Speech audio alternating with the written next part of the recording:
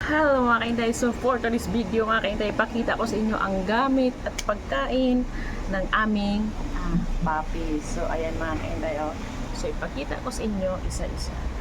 So ito mga kainday ay shampoo niya, so bigay lang to ng Marinco, hindi ko na binili. Ito mga kainday, ayan, Pit Dry Shampoo, ka-order lang nito mga kainday, kararating lang. Ayan. Tapos ayan, bilhin din ng jowa ko lang ito. Kiling-kiling sa liig, no? Para daw tutunog kung saan nakikita namin kung saan ang aming papi. Tapos meron din siya dito mga kainday, ayan, white purple. Ano basta na power paws. Hindi marunong magbasa. Tapos ayan, may diaper din siya mga kainday. Tapos mga kainday, ito may gatas din. Ayan mga kainday.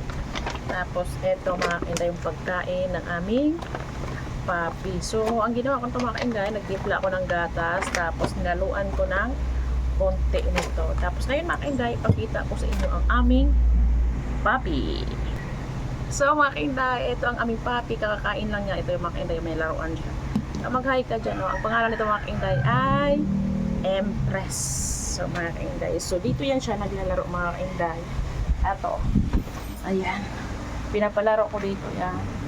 Ayan, may laruan siya. Kinakagat-kagat niya yan pag nagsawa siya dito. So ayan mga kainday, ang aming, ayan, kakakain lang niya, kaya ayan, tingnan nyo, tuwang-tuwa siya, gulong-gulong siya, yan, di ba? So ganyan siya mga kainday pag busog. So dumating siya sa amin August 6, so August 12 ngayon, 6 days na siya to sa amin.